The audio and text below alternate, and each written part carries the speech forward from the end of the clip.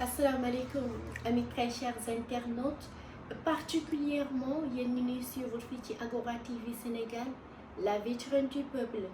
mbégte la nag di jàkkaarloo yéen saa su ne ci seen biir émission bi di ñu waxtaane lan actualité raison pour laquelle ma toog ak Cheikh Abou Diallo Cheikh Abou ñu ngi leen nuyu di la ziar.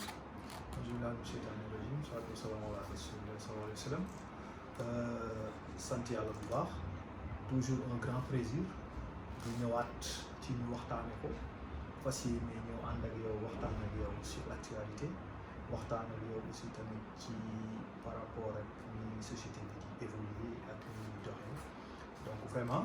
man maa lay remercier de m'avoir donné l'occasion et c'est un plaisir parce que c'est pas depuis la carte nationale de la presse j'avais pris des décisions multi-décisions par rapport à des plateaux que il may choisir ak la qualité des personnes qui organisent les plateaux parce que j'aime bien ce métier qui nous a donné Babacar Touré l'occasion aussi de rendre un vibrant hommage à Feu Mendes Camara que maintenant Sesti porte son nom nous avions eu l'occasion demander ko solennellement au président de la République mu def ko le lendemain donc bu ñu yegg si waatee fii ñu gis des journalistes comme ñu mel ni yow Mandak Mbacké gëm métier bi bëgg ko am amouru métier bi pour nous c'est un plaisir de venir partager ak yow on l'a fait l'autre fois moo tax ñu accepté defaat ko et que ren bi yoon nag contentement bi ñu am c'est de vous avoir vu produire mooy ce chuchotement bi parce que quand on parle de journalisme c'est science et technique donc aujourd'hui c'est un métier maintenant hanté un métier souillé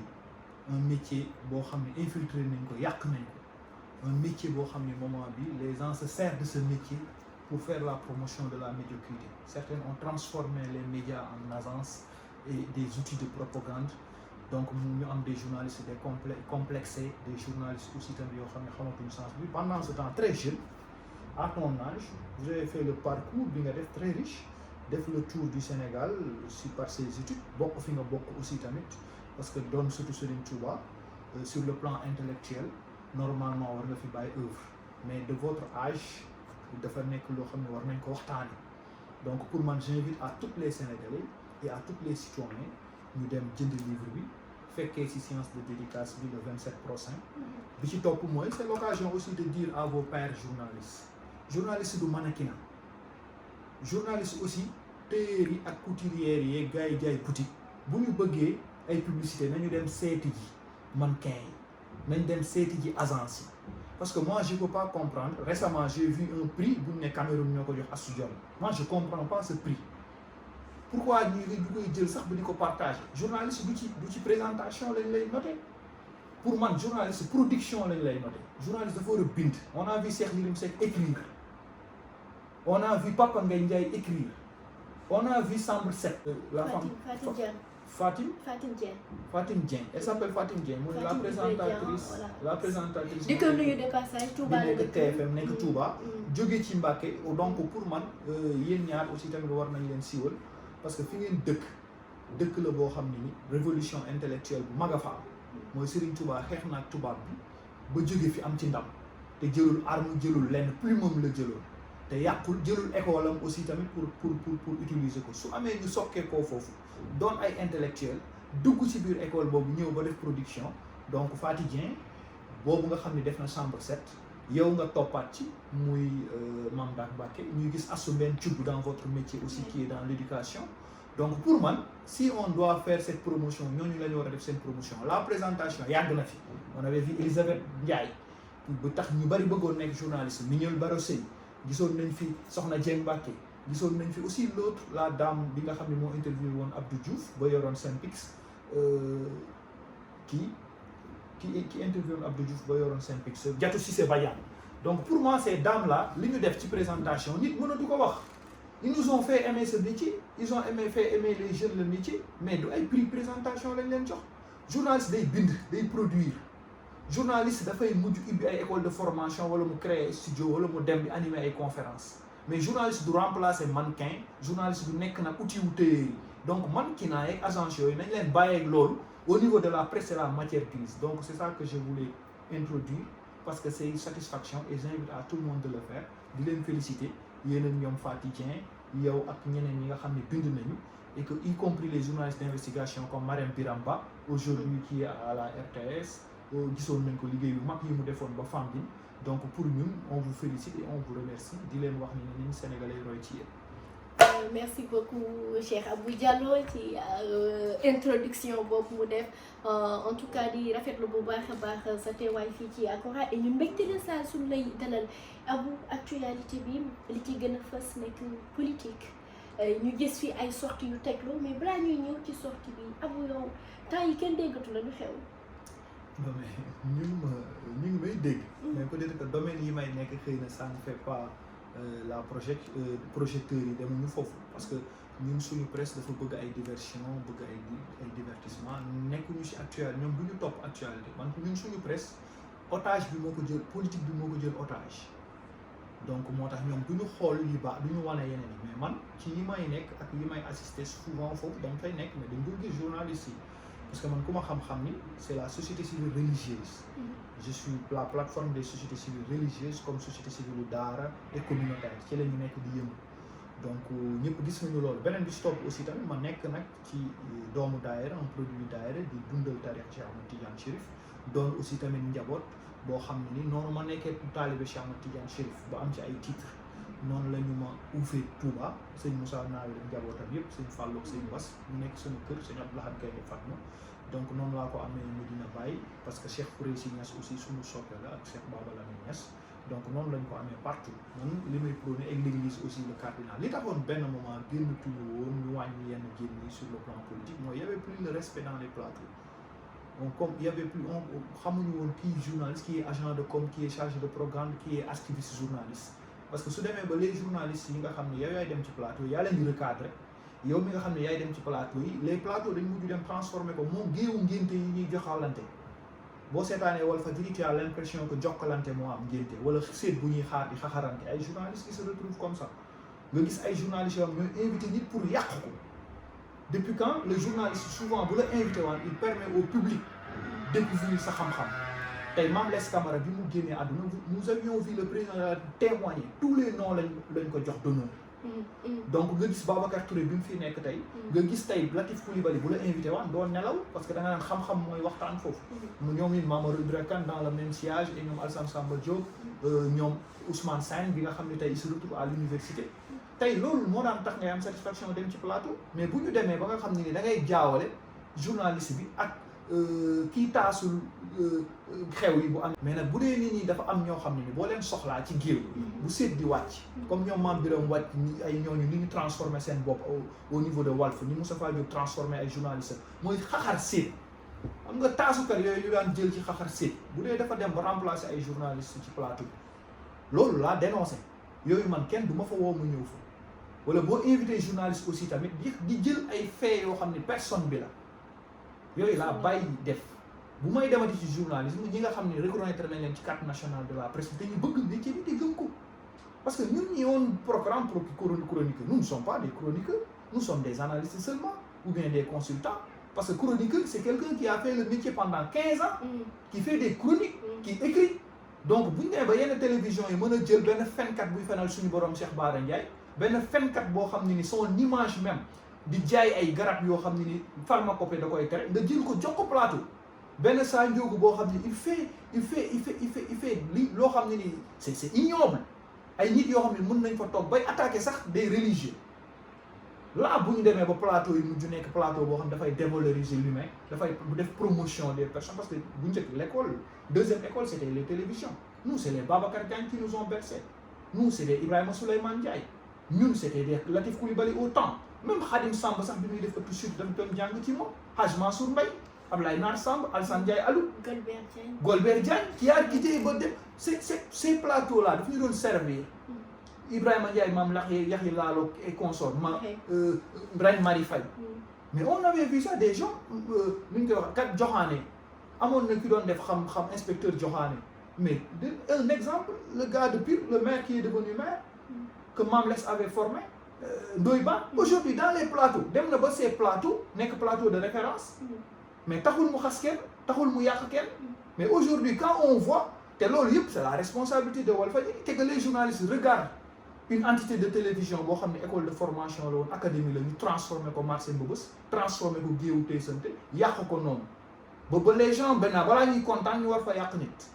donc sur benn plateforme bu formé Mamadou Ibra formé ñoom Alassane Samba Diop pour moi on doit même changer le nom c'est profaner même la religion d'appeler Walfadjri télévision parce que un milieu bu ñu yàqee nit waruñu koo tuddee tur bu nekk ci alxuraan on doit trouver beneen tur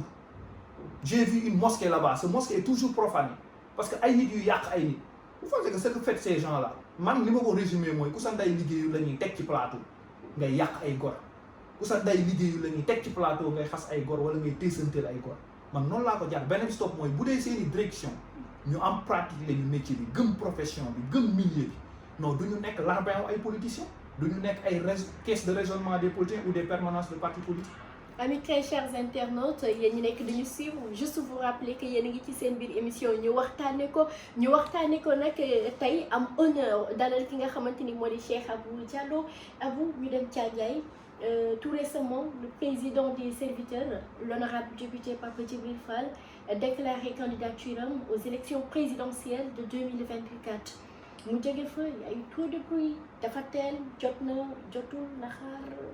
yow bi nga gisee mu déclaré lan nga ban jàngat nga ci def en fait. non ça ne m'a pas surpris.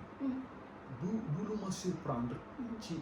mu déclarer sa candidature. parce que Pape Djibril benn étape boobu rek moo ko dese. benn étape boobu rek moo ko dese parce que c'est un phénomène politique boo xam ne ni ku iñaanul war nga ko wax parce que yenn analyses yi complexe yi rek ou bien yenn analyses yi ñu logal wala yenn consultants ou bien yenn journalistes yi nga xam ne ni ils sont jaloux de son parcours et de sa promotion ñooñu ñoo am problème boobu ak moom mais Pape Djibril deuxième étape bi ko desee c'est l'étape de mu dem song ji demander le suffrage des Sénégalais parce que Pape Djibril li mu gëm muy diine muy tarixa Serigne Babacar Sy bi muy jël xilaafaam ñaata at la am Serigne Touba bi muy Mame Thierno Birahim borom daal li mu liggéey yëpp ci yoon bi ban âge la amoon ci zaahir rek baati donc l'islam ñi ko taxawal ñëpp fan la ñu amoon âge donc Pape Djibril âge bi mu am nii am na ñu ko am ci leader politique yi te amuñu ko ci jàng ak xam-xam ak i diplôme donc am na candidats yi nañu teg liste candidats yi ñu comparé ko mais Pape Djibril son phénomène mooy actuellement c'est le seul leader politique bu peser boppam bu peuple bi jox moom peuple bi nekk patron de son parcours il quitte les médias et les plateaux pour devenir le représentant du peuple au niveau de l'Assemblée nationale fan la jaar il est parti de zéro pour devenir héros mais phénomène boobu la ñu war a xool Pape Djibril seul à 56 000 Sénégalais qui lui ont dit nous avons confiance en toi léegi kooku ban étape moo ko dese arrivé à l'Assemblée nationale il a compris ce message il n'a pas fait ni Yewwi ni Wallu ni Benno il s'est autoproclamé non inscrit pour respecter le choix du peuple. Troisième voie. waaw mais cette troisième voie qu'il incarne et beneen voie bu bees et beneen phénomène bu bees ci politique Ousmane l'était. À son époque. À son époque, oui. on lui reconnaît ça. Il est parti de bon, c'est parce qu'il est parti, il a été héros, mais s'il ne surveille pas son parcours, il risque de devenir zéro. Ousmane Sonko. Oui, parce qu'il a été héros. Moi, j'accepte tout li ñu koy wax. Parce que quand on l'expulsait de l'Assemblée nationale, de son métier professionnel, impôts et domaines, mais de là, il était phénomène. De phénomène, il est parti à l'Assemblée nationale, mais moi, Pape Djibril, beaucoup de nous à l'Assemblée nationale. Parce que il est rentré à l'Assemblée nationale par une coalition. Ndaw Askan Wi. On a vu des ténors politiques derrière. Des activistes derrière. Mu duggee foofu noonu ci nekk député. Donc Pape Djibril, il est parti seul avec son coefficient, seul avec les serviteurs. Sans moyens. Et nous sommes témoins parce que les débuts de ces appels, nous bari si la ñu gis ma taxaw boobu défendre ko et que je remercie pourquoi je le défends. Parce que je l'ai vu benn moment vulnérable, attaqué par les journalistes. Au lieu mu génn ay morom opposants di ko attaqué, mais ces morom ay journalistes yi nga xam ne ni ils sont appelés à devenir des éternels porteurs de caméra ou leneen ak leneen day dugg ci benn mission Bougane a démarré avec Reporter, aujourd'hui il est patron de presse. On a vu aujourd'hui les Mahmoud Ibra et les Boubs qui ont démarré. Mais Nini, il y a une ambition qui parcourt, ambition de top leader politique à fréquenter parce que même laisse nous avait appris, les leaders politiques, on les rencontre mais on ne les fréquente pas. Mais si la majorité des journalistes maintenant sont devenus des agents de propagande des leaders politiques, ou bien sont devenus des larbins des leaders politiques, ou bien sont devenus même des larbins des patrons de presse. Yo xamné ay papa yi borom kër gi wala doom borom kër gi mom lañuy jaam. Mais Pape n'a jamais été comme ça parce que du ko def juddoo mayi ko ko, yaram mayi ko ko, parcours bu riche bu mu def ci par excellence mayi ko ko. Donc s'il est à 3 mois, il déclare sa candidature pour être député avec tout le chemin qu'il a parcouru. Bi mu yexé dès sa première déclaration, on l'a attaqué partout. Djingo lu nek une universitaire, une grande dame que je respecte beaucoup, a essayé même de salir Pape Djibril Fall. Et un autre aussi, Amidou Thiaw. Ouais, mais non, quelqu'un, ce Amidou Thiaw qui consort et ça fait, s'il était quelqu'un, qui se yor en parti, il y aura l'aine, qu'on ne votait pas Djibril Fall. Parce que Amidou Man, je ne le connais pas. Peut-être qu'Amidou, c'est lui qui avait besoin de Pape Djibril. Ouais. Mais nous sommes tous comment on donne les partis au niveau du ministère de l'Intérieur. De l'Intérieur. Mais Pape Djibril n'avait pas de parti politique. Mouvement. Parti, moi, je ne parle même pas de ce mouvement. Mais je parle de la personne. Comment il a la confiance de 56 000 sans parti politique. C'est ça l'expertise. Pour 3 mois. Sans moyens, il n'a pas fait le tour du Sénégal. Il n'avait pas les moyens de bord. Et il avait traversé beaucoup de problèmes. Nous avons sa parrainage, dans la parrainage, nous demandons un parrainage, les Sénégalais jouent le plus. Mais dans l'élection, on t'a donné 56 000. Tu n'avais pas de problème de parrainage. Donc, là, nous avons l'Assemblée nationale, il y a eu Benno Yakaro, Benno, nous avons fait ce parcours. Là, nous avons dit que c'est une canard. Dans l'élection présidentielle, c'est le vrai phénomène. Là, on a tombé, Ousmane Sonko, quand il était phénomène, quittant de l'impôt et domaine, nous tous nous l'avions soutenu dans ce combat. Malgré que je comprends d'accord avec la forme parce que violation de secret professionnel, si Abdoul Mbaye l'avait fait au niveau des banques, mais quand même, pour moi, par voie de médiation, au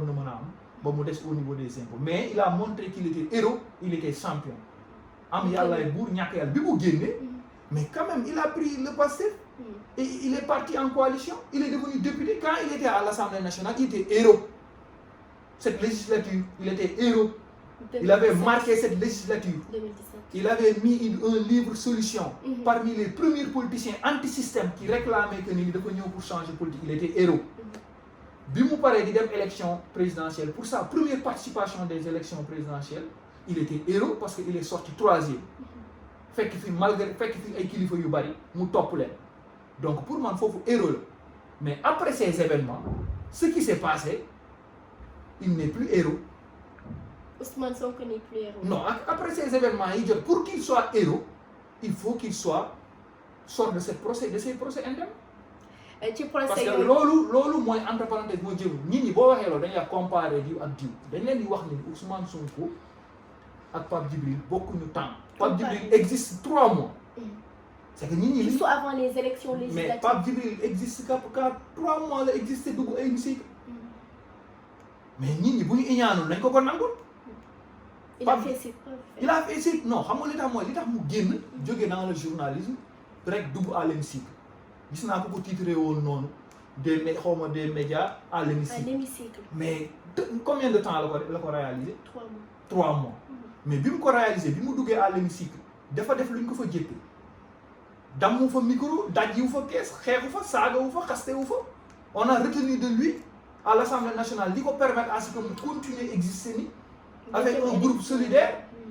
Boy gëm ko japp ko gëm ni mën na nek et vous déclarer sa candidature à son âge 37 ans l'âge moyen aujourd'hui c'est combien 19 ans. On nous parle que la jeunesse c'est 70%. Après les recensements mën na yegg 65 mën na yegg 70. Donc ni la jeunesse bi ñoo téye fi si biir jeunesse bi ñu wax la ni Pape Djibril Fall 37 ans est candidat. Abdou Diouf a été gouverneur combien de temps d'années? Souleymane Bassir Diagne est docteur maîtrisard ban âge ci xam-xam. Mais si on n'a pas Djibril Fall candidat, mais toute la jeunesse devait se contenter bonifié wu ci même donte man il n'est pas mon candidat néewuma ci candidature politique mais pour la jeunesse pour un jeune qui a fait un si riche parcours mu ñëw l'âge médian de 19 ans il sort pour devenir candidat c'est le vrai candidat de la jeunesse c'est le phénomène c'est quelqu'un qui a fait quelque chose léegi nag li indi bruit bi ak coow li mooy c'est parce que Pape Djibril il a 3 formes d'adversaires politiques les jaloux de son métier parce que je l'avais dit que say ennemis mooy say moromu journaliste comment on peut constituer Pape Djibril sur les événements mois de Ramadan bii li xew ci plateau yooyu yëpp télé bi nga teg TFM moi je dis Bouba Ndour se trompe de cible Pape Djibril du adversaire politique il doit pas être jaloux de Pape Djibril. Et tu penses que Bouba Ndour non le problème de Bouba Ndour c'est Pape Djibril Fall l'ascension de Pape Djibril Fall dérange Bouba Ndour et alors que par contre Pape Djibril Fall devrait être le porteur de drapeau de TFM xam nga gis nga boo iñaanee wala nga soxor da ngay fàtte Pape Djibril ndam lu mu am TFM bokku ci parce que Youssou Ndour dira un jour que Pape Djibril ci sama turbine yi la jógee pour devenir député ndamu Youssou Ndour la tey bu fekkente ne dafa am plateau yu mel noonu dafay dalal ay Modou Lamine Diallo yi nga xam ne ay toppe ay coalition kenn mësu leen évaluer ay toppe la ñuy def nga mën fa dalal ay ñoo xam ne Pape Djibril 3 mois mu nekk phénomène nekkoon ci télévision bi loolu ban forme de haine la ban forme de jalousie la ban forme de soxor la moi je comprends pas est-ce que Youssou Ndour wala ñoom bi wala il ce qu'il veut wala ñoom Birane qu'est-ce qui se passe si Pape Djibril accepté di nekk plateau ak Bouba Ndour du journaliste waykat la artiste la ay bindkat la Pape Djibril amoon solide amoon baax générosité di partager ak moom plateau c'est parce que Pape Djibril moo baaxoon c'est parce que Pape Djibril moo ko accepté woon mais aujourd'hui su Pape Djibril jógee foofu jël disponibilité aussitôt mu dem à l'hémicycle loolu ndamu TFM la tous les journalistes de TFM devaient se bénéficier ça tey Pape Djibril bu nekkee président de la République TFM da koy ndamoo parce que dafay wax fii la génn ci kër gii la jógee seen ndam la mais pourquoi Bouba Ndour bëgg ko iñaane loolu boobu adversité loolu mooy problème bi beneen bi si topp mooy télévision bu toll nii bu mel ni Walfadjri qui déclare Pape Djibril comme ennemi vous pouvez être une télévision nekk agence transformée agence de com pour benn opposition wala pour benn leader politique nangul nañ leen ko def propagande léegi def fond de commerce transformer seen kër marché pour n'importe qui mën ngeen ko def mais si vous faites du journalisme c'est pas Pape Djibril Fall votre adversaire. Abou Diallo. Troisièmement, les troisième forme d'ennemi de Pape Djibril Fall c'est sa génération parce que j'ai vu un ami ñoom ñaar ñëpp sama ñaari rakk lañu kër Badara lañ doon nekk salle des crises fa ñu yaree Pape Djibril fa mu nekk fa ñu jógee dem tudd ci so njabootam Tahirou Sarr aussi fa la jógee mais j'ai vu Tahirou Sarr aussi mën nga topp Ousmane Sonko albundaat wala nga topp ko wala nga wër ko mais bu ci xas Pape Djibril parce que Pape Djibril jox na la exemple Pape Djibril moo war a nekk référence Tahirou Sarr parce que Pape Djibril musul am patron politique premier patron politique am c'est la jeunesse Pape Djibril toppul ay leader di leen wayal wala di leen téyel ay dàll te leader yooyu yow musuñu la koo waxal j'ai dit ça j'ai vu Tahirou attaquer Pape Djibril ça samay rakk lañu ñoom ñaar ñëpp mais Pape Djibril bu amee loo xam ne ni war na ko mën a waxal Pape Djibril la waroon mën a waxal lu baax parce que Pape Djibril Fall dafa ne bëri laaju toppul benn leader te leader yooyu musuma gis ñu seedeel leen loolu benn jeune di tagg leader te leader boobu musulaa tagg musulaa seedeel mbaax musulaa may fréquenter ci sa biir kër yenn yi ci ñàkk fayda la bokk wala ci ñàkk fulla wala ñàkk gëm sa bopp donc pour man la génération bi mu fort parce que les jeunes dañu amoon habitude grâce à Dieu quelqu'un est député grâce à Khalifa quelqu'un est député grâce à Idrissa Seck quelqu'un est député grâce à Macky Sall mais Pape Djibril est député grâce aux serviteurs aux citoyens même ñi nekkul serviteurs Pape Djibril demande le suffrage des Sénégalais grâce au peuple bi ko mandaté yóbbu ko foofu donc Pape Djibril bi mu quitté jóg ñëw musul am patron musul servir ci benn leader wala ci benn coalition parti wala ci benn groupe de leader wala ci benn groupe de bailleurs musu ko def donc pour man lu ñu war a joxe exemple la mais sa génération les jeunes on a l'habitude en général même en classe boo leen dàqee jàng dañ lay indil problème di la koj loolu ci jeunes yi la parce que jeune en général boo émergé woo ñu ne kii kan il est lii yow doo def dara Pape Djibril moo def moo dégg ku def dégg la ñu wax. Abou Diallo xam naa nag ni ñuy def rek mooy ñëwaat ci actualité beneen mu nekk sortie Barthélémy Toye Dias yow tey discours yooyu génn ñaari sortie yi nga xamante ni moo am diggante Barthélémy Toye Dias ak Ousmane Sonko ba ci li xew ci rassemblement bi ban jàngat nga ci am Abou Diallo. non xam nga li tax amuma jàngat parce que man mon problème c'est que je suis militant de la dépolitisation pour lutter contre le clientélisme politique man les hommes politiques pour moi c'est la maladie, c'est le cancer, c'est le virus, c'est tout pour le Sénégal, c'est le frein même de notre développement. Eux qui aspirent Les développer politiciens, mais nos hommes politiques valeureux aujourd'hui, quand on parle de Lamine Gueye, Blaise Diagne, quand on parle même de Cheikh Hamidou Kane, Cheikh Anta Diop, ces personnes-là, jusqu'ici on continue de prendre des œuvres sur nous. Président Abdoulaye Wade. Mais gis nga ñooñu tey ñi ngay déggee ñu leen di tudd Abdou Diouf tey mu ngi fële ba bëri di servir ñooñu ñoo doon les hommes qui ont fait et aimé la politique mais ñii c'est pas des c'est li ma ko yàgg di wax la xam nga ñu entre dama définir woon politique yàgg na ma ne leen jamono ji géew bi ñi ci nekk mooy ñiy faj mer ak ñi mer ngeen politique bi. waaw ma ne ñooñu ñoo fa dajaloo mais ce n'est plus des hommes de politique ou d'un porteur de projet donc coalition bokk noonu moo am ci biti le Yewwi c'était un consensus sur le faux. Un consensus sur le faux nag day màgg. C'était un consensus sur le faux.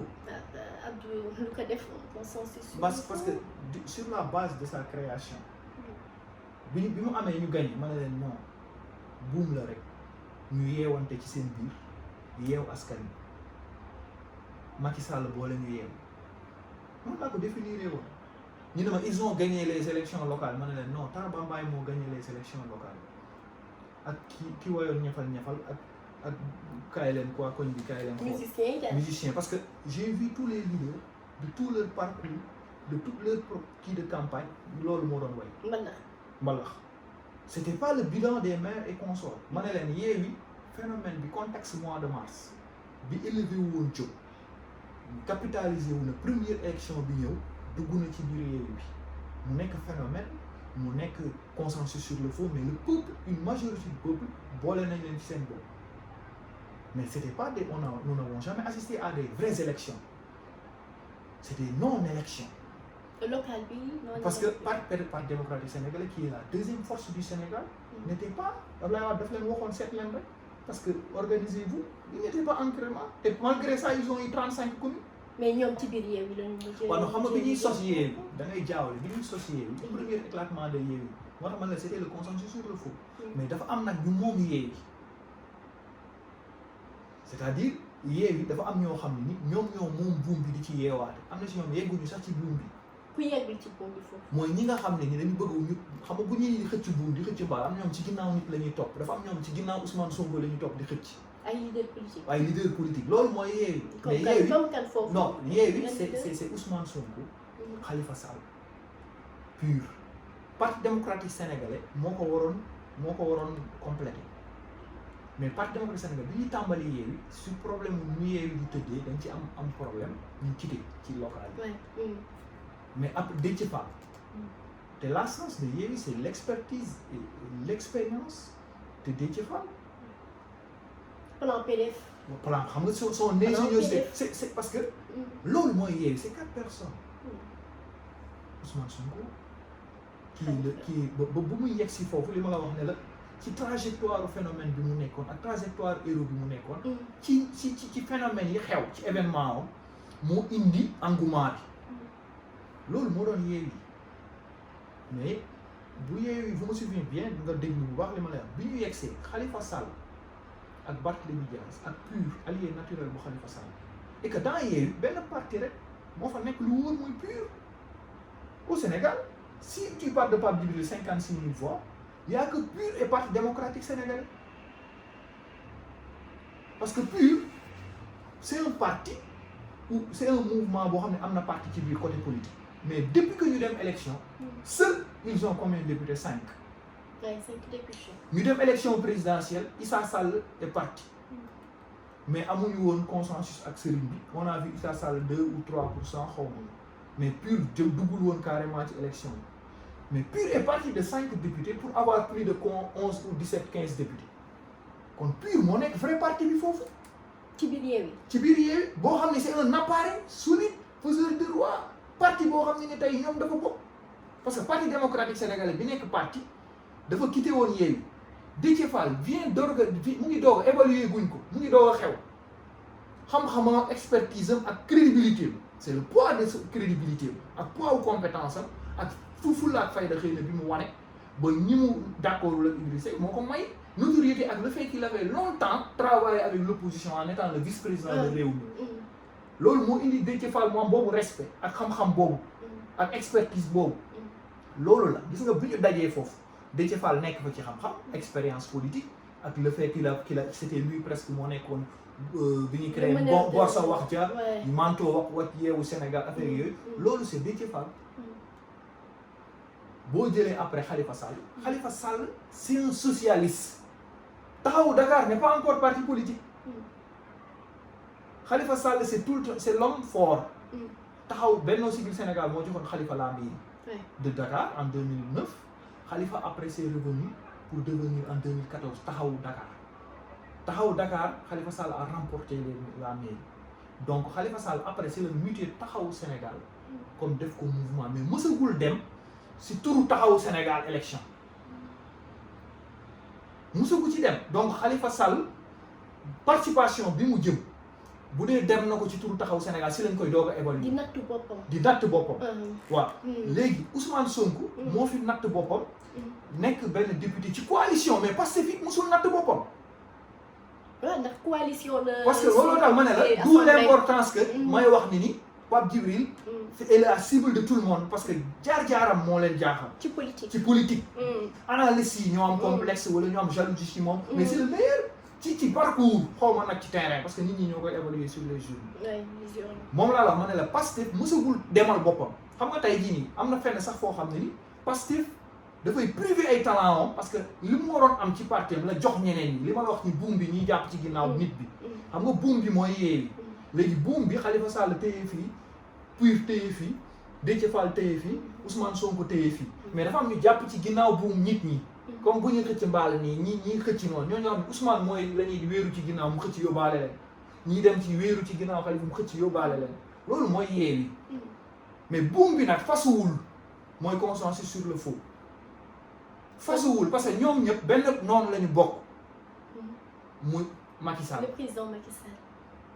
loolu laa la wax ne la moo jur lii léegi nag ci loolu yoon wi. ci yoon wi nag. dafay am ndax bu nuy gën a avancé takkin bi dëgërul day gën a yee def nii. non est-ce que tamit buum bi day gën a kii di bàyyi. mais pour nga résoudre pour li indi lii bi ñu paree dem ci élection locale. ba jël ay communes ba jël ay villes. Ousmane jël Ziguinchor Barth Dakar changé wul parce que c'est toujours l'électorat de Khalifa Sall. Dakar les socialistes. c'est les socialistes Dakar a été toujours social depuis 2000. depuis 2000 socialistes yi perte Dakar ñëwaat ci Benno Siggil Sénégal ak Moustapha Niasse ak Tanor les socialistes continuent de gérer Dakar comme ce que Parti démocratique gérait le Baol et la banlieue. c'est leur fief Ousmane Sonko est le phénomène du sud parce que sud dafa am ay baobab Robert Sagna dafa dem ba màggal ba jeexal ñu doo ko dindi mais Balde moo ñëw Balde bi mu ñëwee phénomène la fa. après sur la génération nag bi gën a jeune Ousmane Sonko fël le sud. c'est normal. moo tax bi mu demee sud il a pris toutes les zones de sud. parce que jeunesse boobu noonu miinatuñu Balde miinatuñu Robert Sagna. Sonko dañu xam. c'est ce qui se passe aussi comme booy dem Thiès. mooy en 2004 ñi juddu woon ñoo nekk électeur xamuñu Idrissa Seck pour ñoom Thiès ni mu mel noonu la mel. pour ñoom Thiès ni mu beesee noonu la beesee. Il y a pas eu de changement. donc loolu mooy phénomène bi léegi nag boo yegsee foofu ñu pare les locales parce que les locales dafa tombé fraîchement l'affaire de Ousmane Sonko. mu nekk débat 2000 gars yi mer ci Covid bi ñëpp mer. beaucoup de frustration bëgg régler. sanctionner en premier lieu président Macky Sall pour la première fois de l'histoire ñi ay fal ay maire yëguñu ni woon ñii fii la ñu loué ñii fii la ñu dëkk ñii lañu avec l'événement du suffrage direct. bi mu jàllee Yewwi bi mu jàllee entre les élections locales et les élections législatives temps bi dafa gàtt mais temps bi li muy gàtt ci diggante bi l'expert l'ingénieur Déthié Fall ci xam-xam def na réflexion yooyu ak production yooyu ba indi ce plan PDF qui est une très bonne stratégie politique que même les scientifiques politiques devraient étudier bi mu koolee cumuler seeni voix ci locales yi cumuler seeni voix ñoom li ñu am fii ak li Parti démocratique sénégalais am te Parti démocratique demul élection 100%. déployé wul non parce que dañ ne leen fu ngeen parewul bu ngeen dem fu ngeen parewul wàdd possible xam élection ñoom it ni ñu xamee élection mais terewul ils ont conservé Kébémer conservé leur fief naturel yenn fief yi nga xam ne am nañ fay candidat sax am nañu fa benn liste am na ñoom ñoo ko jàll bi Déthié Fall defee calcul boobu ak cumul boobu parce que Déthié loolu daf ko xam parce que il avait une fois sax corrigé même le ministre Abdoulaye Daouda Diallo biir palais ci chiffres yi référendum yi parce que loolu la xam politicien la bi mu ñëwee mu def calcul bi daan ne fu ñu boole les deux kii dañ fay am le département bi plan PDF Yewwi Wallu ñëwee ñu dem élection locale législative bi ñu demee élection législative yi le peuple daal di leen di jox ñu daaneel la majorité mécanique c'est leur victoire mais boobu élection aussi dafa takk suuf parce que 4 millions de Sénégalais voté wuñu sur le fichier sur les 6 millions c'est important que 4 millions yooyu ñu si nit ñi di ko bàyyi xel parce que moom déggoo li ma la mooy ñoom ñi ëpp la majorité silencieuse ñëpp donc am nañ légalité mais amuñu légitimité parce que ils se partagent entre 3 millions voilà c'est important ci biir 3 millions yooyu nag laa leen wax ni kenn rek moo ci phénomène moo ci wóorale muy Pape Djibril Fall 56 000 points moom kese seul yi aar Sénégal Thierno Sall ne peut pas dire maa ko moom Abdourahmane Diouf mënu la wax maa ko moom Thierno Bocoum mënu la wax maa parce que dañ ne woon Marème Soda fa la ne woon ak ñoom ñëpp mooy aar Sénégal loolu lañ ne ñoom moom moo indi Thierno Alassane Sall donc Thierno mënu ko moom kenn mënu ko moom donc foofu dem nga dem ci biir Yewwi Wallu bi Yewwi Wallu boo demee Yewwi Wallu nga dajale seeni voix Parti démocratique dafa tegoon liste il a eu 400 et quelques mille voix mais département yi ñu ànd ak moom gagné département yooyu boo ko cumulé dinañ am 500 000 voix donc Parti démocratique sénégalais rek tegoon liste nationale am ak liste nationale il a eu 400 000 voix mais toute l'opposition de Yewwi réunie c'est 1 070 000 voix donc ci biir 1 670 000 foofu la Ousmane Sonko nekk. foofu la Déthié Fall nekk. Khalifa foofu la Khalifa Sall nekk. foofu la Barthélémy Dias nekk. foofu la Aïda Mbodj nekk. foofu la PUR nekk. te électorat wu PUR moo ma wóor. donc mën naa ne 1 070 000 voix yi pourcentage bi ci ëpp xëy na PUR la parce que PUR avait 5 députés bi mu demee seule élection législative yi mujj yi donc PUR mooy parti bu mag boo xam ni ñoom ils sont ancrés organisés am méthode de travail ba pare seeni primo votant di yokku ba pare ñu nekk parti boo xam ne aussi dañu am benn leader am benn gëm-gëm donc ci biir 1 million yi la nekk léegi nag loolu bu demee ba nga xam ne jàll nañu ñu gagné assemblée nit ñi dañ naan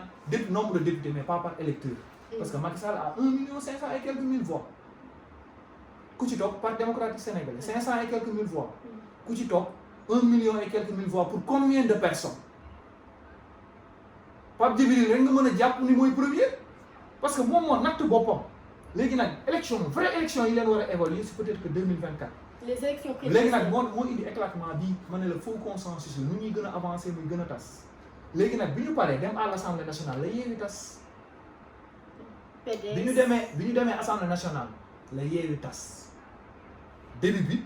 bi ñu tegee traite bi ñu gañewul présidence assemblée rek Yewwi tas na mooy wane ni faux consensus la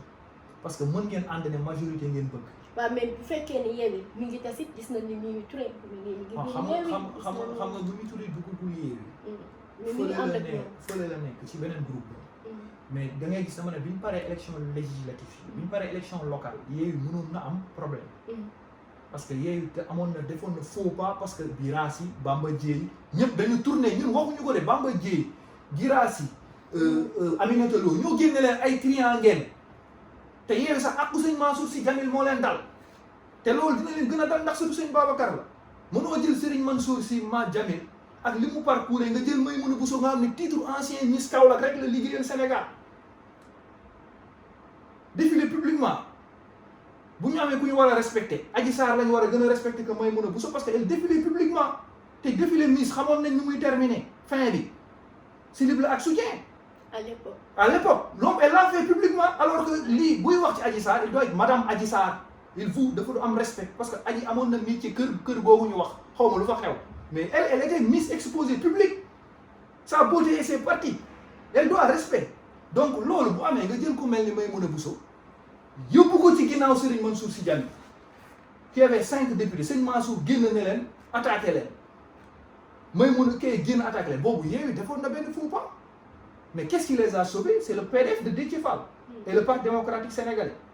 bi ñu ko defee Ousmane Sonko tamit a transformé ces élections en élections présidentielles premier tour en tant que tête de liste il a fait le tour du Sénégal bi mu paree le mérite moom période boobu nag ñu accepté Ousmane nekk seen tête de liste boobu la waroon nekk seen candidature unique man loolu laa waxoon. ci élection présidentielle bi ñu paree législative yi rek dama ne Ousmane Sonko tout Yewwi après ces élections législatives yi tout Yewwi moo waroon doon seen candidature unique parce que moom la ñu def tête de liste mu wër tour du Sénégal te bokk attaqué ñëpp te bokk xas ñëpp te demul tuumaal ñëpp nekkul ci liste bi mu def le tour du Sénégal génnee ñëpp xeex bi yëpp bi ñu paree assemblée nationale normalement benn candidature unique moo waroon am muy Ousmane Sonko Birame Souleye wala kenn njaboot Ousmane ñoo waroon nekk candidat Ahmed Aïdara génn fële ne day nekk candidat te mu ngi woon ci Yewwi li mu am yëpp c'est grâce à Yewwi. non moom li mu am nee na Malick Gakou moo ko. xam nga li mu am bu nee Malick Gakou la bu nee leneen ak leneen. mooy bi ñuy def campagne Yewwi di ànd ak Ousmane Sonko muy def tour du Sénégal waxuñu ko woon on le donne ce mérite à Ousmane Sonko. Dakar da nga jàpp ne. non Dakar Ousmane n'a rien à voir parce que Dakar Ousmane a trouvé Dakar entre les mains de Khalifa Sall. Par contre Dakar ils ont trahi Soham Wardini man c'est ça qui a biaisé mes relations avec Khalifa Sall parce que pour moi dama jàpp ne dañoo trahir Soham Wardini. mais choisir c'est renoncer. non dama ne dafa def choix. non Barth non xam nga Barth. bi muy def choix ci moom Ousmane nekk déggagul monsieur le maire. Barth mu ngi woon ci deuxième mandat ci biir Dakar Ousmane déggagul woon maire. Barth boobu ancien député la. donc Barth du ko ñuy jàngale Barth c'est l'homme qui a détrôné sous Wade changé le parti socialiste. sous Tanor. du point de vue background profil Barthélémy Dias c'est l'homme qui a fait combien de kaso prison. ki ñu gën a persécuté ci Sénégal c'était Barthélémy Dias tëj ko tëj papa kan moo njëkk attaqué Ablaye Wade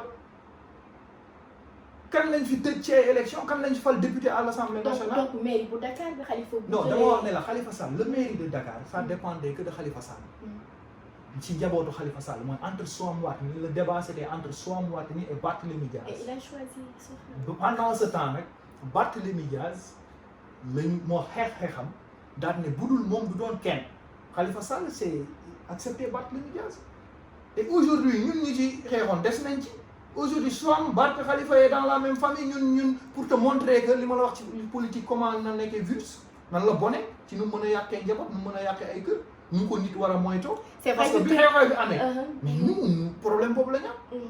ñu génn man ak Sapat Sow Sarr toutes les femmes pour 15% des mairies pour les femmes. Soham def bonne gestion ñun loolu lañ défendre woon Soham man aussi taxawaay bi Soham amoon ci Khalifa Sall elle s'est sacrifiée rayante Barth génn tuumaal ko ni ma yaay dem ci Macky Sall yaay dem ci lii ak lii tey loolu la Barth di def nii tey li Barth di bon bañal Soham ba yàq deram yëpp tey moom la Barth def nii ba am dialogue bi loolu moo ñu metti woon mais c'est la famille politique.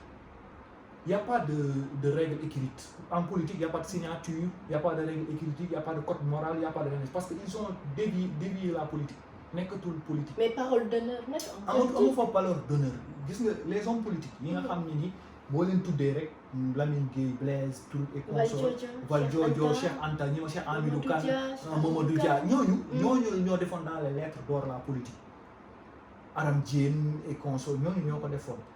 ma jigéen cas de Diourbel affaire yooyu ñooñu peut-être que ay xale ne ñooñu mais ñii nii di ñëw nii règlement de compte la ñu nekk faj mer ak mer gemb loolu laa lay wax sànq ne la de Khalifa Sall de parti socialiste ba yegg si fii Khalifa am na existence am légitimité loolu laa la wax ne la boobu moo indi coow li mais après yéen Ousmane Sonko fi mu bàyyi lâche bàyyee mooy bi mu génnee déclaré candidature am sans Yewwi taxaw waxtaan moo njëkk a def première candidature man dama génn ma ne il le mérite parce que Yewwi après le législatif yi ni Ousmane battre campagne ni Ousmane wëree Sénégal te nekkul woon ci liste bi ni ñu accepté woon def ko tête de liste jiital ko ci campagne noonu lañ ko waroon def seen candidat unique. le candidat idéal. unique benn candidature. bi ñu dépassé fa laa ne Yewwi n'a plus sa raison d'exister. mais kon yow li xewoon F24 li fa xewoon kon bettu la woon yow ci tout xam nga F24 c'est Ousmane Sonko. Ah bon? C'est la plateforme de Ousmane Sonko. Ah, F24. Mobiliser société civile. Non, il n'y a pas de société civile dans F23. Mais attends, ci F24 bi am na ci F24 du force vive de la nation foire la ak festival ak coalition de l'opposition. waaw mais xam nga ñoom tey jii. On te dit ça. Il mélange les deux choses. M23. politique yi moo tax mu échec.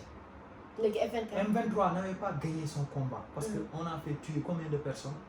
Macky est au pouvoir Wade daaneel nañ ko kon donc ñun M23 foo combat bi ñu doon def par contre dañu waroon sax yóbbu TPI. Ah bon? Cour pénale tous les personnes yi passibles devaient être passibles parce que on a fait sortir combien de personnes on a fait tuer combien de fils de Sénégalais et que les urnes ont réglé Wade le peuple a réglé ça aussi au niveau des urnes. léegi F24. léegi M23 bi nga xam ne dafa taxoon ñun. bi ñu génnee M23 deuxième tour bi mu amee dafa muté wu en mouvement politique dem soutenir un candidat. def ko Macky Sall. c'est M23 même qui a demandé à Macky Sall ñëwal nga wax lii déclaré lii on a battu campagne wër Sénégal ne leen Macky Sall pour jëlee fi Wade il faut ñu dem ak Macky Sall. ce qui n'était pas notre rôle parce que pendant ce temps il y avait un homme une éminente personne Mouhamed Mbodj Forum Civil qui a eu raison sur nous ay ñoom Maître Mame Adama Mouhamed Mbodj Forum Civil dafa ne bi ñu paree assise nationale paree ci xeex bi M23 rassemblement société civile yëpp dañu waroon dellu dans leurs organisations bépp société civile bu dem M23 di politique doo société civile boobu les contentieux xam nga li gars yi di jaawale les contentieux les gens viennent régler leurs contentieux boobu Alioune Tine avait des contentieux avec Ablaye Wade. jaarale ko ci M23. le RADDHO avait des financements de l'Amérique. ay Y'en a marre ñoom ñëpp amoon ay ONG toutes les organisations yi mere woon Ablaye Wade ak sociétés yi mere woon Ablaye Wade ak opérateur économique ak ONG yi nga xam Wade da leen attaqué woon ak ñeneen ñoo jël seen xaalis ak seen doole boobu société civile nag moo ñëw dugg biir M23. léegi kon da nga bëgg a wax ni procédure boobu ngeen bi ñu defoon paree ko xam nga bi ñu paree man je l'assume parce que foofu laa bokk ci membre fondateur cofondateur lan moo indi COS M23 mooy bi ñu paree M23 dañu pare rek ñu gis les membres de M23 dem pouvoir Alioune Tine ñu nommé ko président directeur comité sénégalais des droits de l'homme par décret jël ñoom Aziz Diop yóbbu leen ministre conseil ñoom Latif Coulibaly dugg dans le gouvernement ñoom ñëpp dem bi ñu demee kenn desatu fa ñun si la ñu woote benn commission orientation stratégique pour demander le bilan de M23 foo M23 jëm parce que constitution bi pareegul war na am ay dispositifs ba dootuñu génnaat bi ñu woowee ñoom Alioune Tine ñoo ñu woo nañu noppi leen. yéen ñi waaw loolu mooy problème bi. mais léegi. bi ñu créé COS M23 man mi wax ak yow. troisième étage war fa ji na ko génne seen i archives man Biram Faye bu nekk PIT Abdourahmane Sow. bi ñuy def assemblée générale pour jël M23 def ko association si ndigalu Macky Sall parce que boobu Alioune Tine moo toggoon loolu Alioune Tine bi toggoon loolu bi ñu koy def dañu jël ay nervi Zakaria sama benn xarit bu nekkoon réew la ñu fay mu jël ay nervi yooyu bi ñu ñëwee hôtel Ñambur man ak Biram Faye dañu sànni ci étage yi ñuy bërëngu aussi agressé ñu sonal ñu pour ñu ne M23 du nekk association bi mu nekkee association président lay donné chaque mois 10 millions subvention M23 bi fi xeexoon ñu def ko association yóbbu ko Sicap Rue 10 jox leen xam nga kan moo nekkoon président coordonnateur bi ko Alioune Tine tegee Mamadou Mbodj bii téye tey coordonnateur F24 et que vous me dites que ça c'est ça veut dire donc pour revenir ci rebondir encore ci li ngay wax lan xew M23 rek la ñu soppaliku F24 xam nga mais xam nga ña fa nekk ñaari phénomènes yi du benn M23 est parti du 23 juin le phénomène que le peuple avait pris bi ñu wootee jëlal ko seen bopp bi peuple bi xeexee M23 bi ba génnir assemblée nangu mandat am bi ñu wooteewul ticket bi M23 bi victoire am fa la yemoon mais après dañu ne nañ ko def mouvement pour continuer ba élection yi pour waat parce que boobu les gens nous avaient amené dévolution monarchique Idrissa Seck moo génne woon slogan boobu daal ne dévolution monarchique pouvoir bi gars yi jël troisième mandat comme prétexte conseil constitutionnel bi mu génnee da ko validé mais kon prétexte boobu la ñu jëloon ñun thème politique ba nit ñi bañ Ablaye Wade mooy l'objectif c'est de monter jaay sénégalais yi contre Karim Wade et Ablaye Wade ñun looloo doon thème bi M23 bi ñu koy def nag c'est parce que Ablaye Wade un homme véridique un homme boo xam ne da doon xeex bi Ablaye attaqué les États-Unis avec leur ambassade Bernica invité seen ambassade digg palais attaqué ko ne ko bu leen ingérence je n'accepte pas l'ingérence ko xam Ablaye xam ko ci fit mu defoon ko Bernica seen ambassade bu jigéen bi fi nekkoon bi mu amee toutes les organisations affiliées ONG américains yëpp ils se sont migrés dem ci ONG yi ne leen nañ xeex Wade avait retiré le port ci Bolloré daal di koy jox Dubai port Wade avait pris toutes les ONG yi daan dem ci international appel entrant yi Sonatel Wade ne dañ ci war a taxé ñoom Abdoul Mbaye ak ñoo groupe yooyu dem rangé wu bi mu paree ONG yooyu yoroon xaalis di nëbbatu ci biir ak homme d'affaires yi nga xam dañu amoon problème Youssou Ndour am problème télévision Wade joxu ko fekk Benno Siggil Sénégal def assise nationale def lépp ñun si lañ dajaloo daal ne Alioune Tine personnalité neutre la boo xoolee M23 yi amul woon conglomérat association ñetti nit la ko doon doxal Cheikh Tidiane Dièye qui est spécialiste sur affaire kii Alioune Tine après Alioune Tine Cheikh Tidiane Dièye ñooñu ñoo fa nekkoon mais ñi ci desoon ñëpp parti politique la M23 boo xoolee période boobu Khalifa Sall Idrissa Seck Ousmane Tanor Dieng ñoo ko doon financé boobu la mobilisation c'était les partis politiques li ngay gis nii ñu naan la ay peuple bi non ñoo doon génnee des millions. jël ay cas Youssou Ndour indi podiumam. Sud FM amoon problème ak yi ñëw. Walf amoon problème ak Abdoulaye Wade indi appareil télévision. Malgré sans réseaux sociaux sans leneen on avait réussi parce que politique yi ñoo ko doon financé. gis nga bi ñuy demee ba financé ko bi ñu demee ba M23 di waaj a jeex sax ci ngoon gi dem na ba Alioune Tine organiser ay négociations avec le président Obasanjo loolu waat Macky Sall ak Mame Mbaye Niang ak Alioune Badara Cissé ñoo dem hôtel Radisson attaqué Alioune Tine daan ne kenn du fi renvoyer élection yi donc Alioune Tine n'est pas la personne appropriée pour wax affaire élection. donc yow F24 bi. léegi nag F24 boobu nag Alioune Tine bi créé association M23 bi. ba mu defal ko Macky Sall association. ba fi may wax ak yow ni association mu ngi existé dañ leen doon fay par weer. Mouhamed Mbodj Mamadou Mbodj bi tey coordonnateur bii nii moom mooy doon diriger M23 boobu association. ñoom ay dañaa ñoom ñëpp fa lañ bokkoon sauf Abdourahmane Sow Abou Diallo ñun ñu créé COS M23 ak Birame Faye PIT ñu tuddee ñu un groupe de 3 moo loolu indi COS M23 mais état bi moo créé woon bële bi mu créé benn Mbodj bii téye tey coordonnateur moo ko téye léegi kan moo topp ci Mbodj ku topp ci Mbodj du le vice président bu F24 kan la c'est pas l'autre là ki nekkoon Y'en a marre en tout cas. Aliou Sané. Ouais. waaw léegi Aliou Sané est membre de la coalition de Pastef. Y'en a marre le restant de Y'en a marre parce que Y'en a marre n'existe plus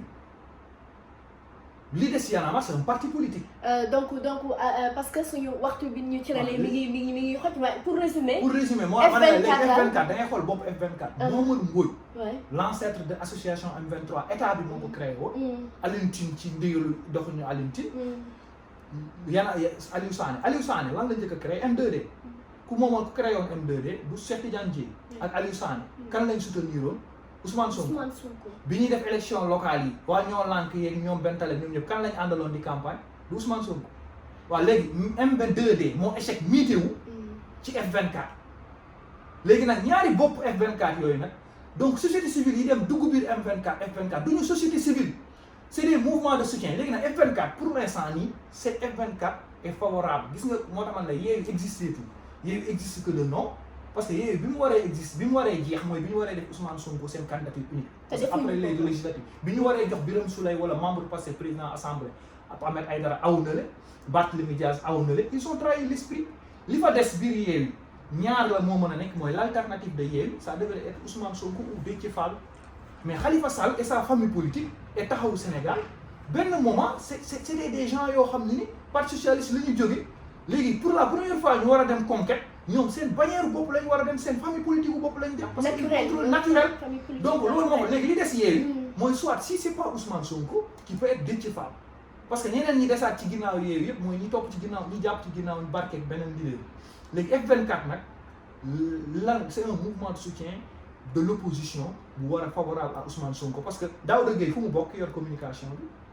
du Pastef moi je me retrouve tey boo mais F24 tamit gis nañ ko serviteur ndax yaa ma daaw aussi la ñu lay représente moo tax parti bi est incohérent foofu et que c'est ça je comprends pas je l'ai vu faire une sortie mais ça moom se comprend pas il est incohérent tu peux pas classe waaye c'est un phénomène ci F24 si F24 sa place ni plus là-bas xam nga la contradiction la parce que toute sa communication mooy Pape Djibril Fall mënul ne la classe politique voilà l'opposition immature et consort et tu te retrouves avec eux dans F24 donc pour man loolu c'est incohérence la loolu contradiction la parce que mënuloo nekk ak ñoom accepter leen bokk ak ñoom am ak ñoom confiance dans ce kuréel ga ñu yuuxoo la fa nga bokk fa wóolu wuñ la fa amoo fa confiance nga ne fa moo tax ma ne la F24 tous les leaders yi nga xam ne mais mënoo toog Ousmane Sonko ne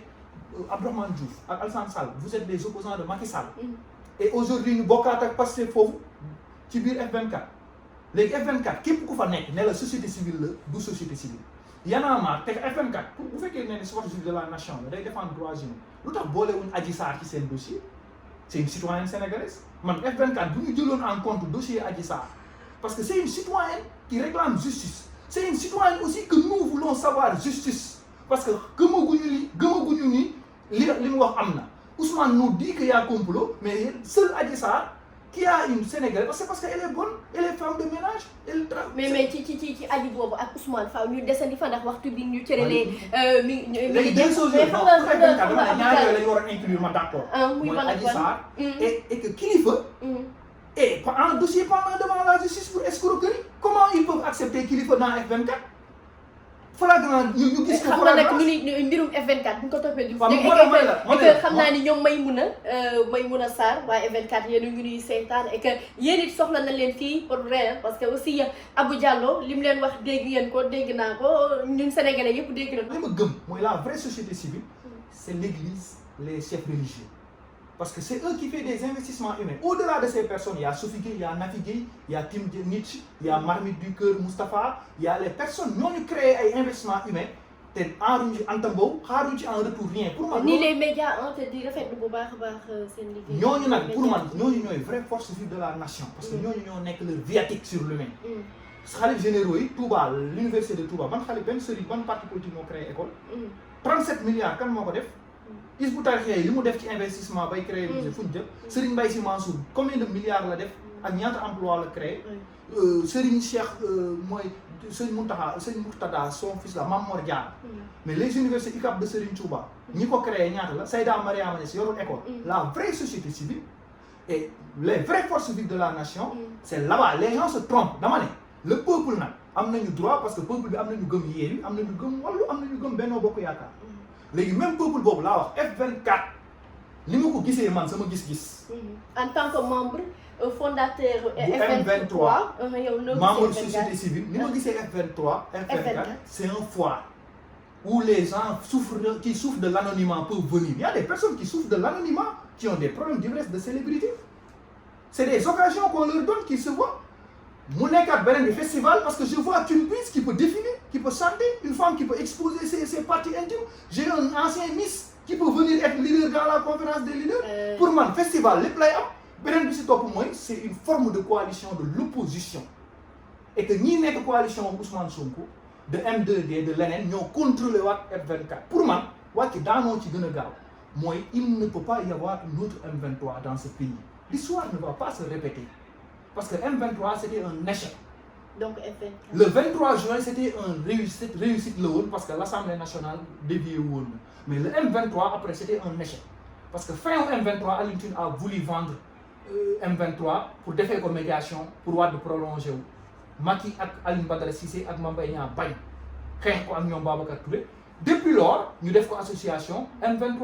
fax na ñaata nit dee di 16 personnes et le peuple avait gagné ce combat par les urnes. Donc si aujourd'hui une autre organisation sort pour nous dire que troisième candidature la ñuy xeex pour moi c'est inviter les gens de mourir. Donc résultat bi li gën mooy bàyyiwaat urne ya. Parce que c'est les urnes depuis Ousmane Sonko existe grâce aux urnes. Avant les urnes il était ancien inspecteur des impôts mais les urnes lui ont fait député meilleur député les urnes lui ont fait troisième personne du Sénégal les urnes actuellement le placent parmi les opposants promis les urnes ñoo def li Khalifa Sall am les urnes ñoo def li Macky Sall am. Les urnes ñooy joxaat Abdoulaye Wade li moom les urnes ñoo jox Khalifa Sall ak Barth waaw la rue lan lay joxe donc la rue n'a pas encore tué le fils de ses leaders politiques ou la femme de ses leaders politiques ou les familles de ses leaders politiques la rue tue les urnes publicites pourquoi on choisit la rue et que duma nangu ay ONG ak ay sociétés civiles yoo xam ne ni leur blanchiment d'argent ci organisation yooyu lañ koy defee pour justifier leur fonds ci ay démocratie ci ay bonne gouvernance ci ay trucs duma nangu les hommes d'affaires yi nga xam ne ñooy nekk tapis dans l'ombre di chantage fële le président di chantage fële mais si M23 avait fait tuer 16 personnes depuis mois de mars on tue les Sénégalais sur les farces des politiciens sur l'irresponsabilité des politiciens sur l'immaturité des politiciens et que ces Sénégalais yi dee gisagoo ci tànt ci benn kër leader politique. di fàttali rek am très chers internautes yéen ñi nekk di ñu suivre fii ci Agora TV Sénégal la vitrine du peuple que yéen a ngi ci seen biir émission ñu waxtaanee ko ci espace Agora ma am mbégte dalal ki nga xamante ni moo di Cheikh Abou Diallo nag dañuy desandi nag ci actualité bi. sortie bi Papa Djibril Fall def ak sortie bi Ousmane Sonko def ban jàngat nga ci am diggante bi. oh non mais xam nga peut-être que Pape Djibril dafa laal fu metti parce que tey xam nga li ma wax moo ci nekk mooy ñiy tontu Pape Djibril wala ñi koy saaga wala ñi koy xas ñoo war a xoolaat seen bopp parce que Pape Djibril dafa sauter ay classes xam nga parfois boo aayee école dañ lay jëlee dañ lay tëbal dañ lay tëbal gis nga loolu da nga koy accepter man ba daraja ak mbaax ak talent dama ko gëm bari nañu ne ci leader yi société civile opposition bari ñoo xam nga ni suñu loxo dugg na bu baax ci seen yoon parce que ñun dañu gëm ni suñu borom ay daraja parce que yàlla dafa dogal ni man Cheikh Ahmad Tidiane moo yor li ma soxla ak Seydi Hadji Malick te jox nañ ma ko ba ma doyal te ci seen barke laay ñaan saa su ne beneen sob liggéeyu ndey la man ba fu may dox ba sama yaay ci ay rabal lay dox ba fi mu toog nii moo tax du ma nangu kook sóoru kenn parce que sama yaay du woon kook sóoru jeeg boo tax du ma saagaal kenn du ma xaseel kenn Pape Djibril un leader politique qui vient qui fait un point de presse mu génn wax daal di ne bu leen def lii le lendemain on voit Ousmane Sonko génn tontu ko. donc yow da nga jàpp ni sortie Ousmane Sonko bi c'était juste pour répondre le président Pape Djibril Fall. Oui, ça montre que li ñu soxla woon ci l'espace politique. donc ça veut dire que. on fait xam nga lu tax. mooy ñiy sontu Pape Djibril ak ñi koy saaga ak ñi koy xas Pape Djibril moo ak seen mag moo seen patron tolloo. donc xam nga lu tax. mais parce que su demee Pape Djibril à l'attention de ces grands leaders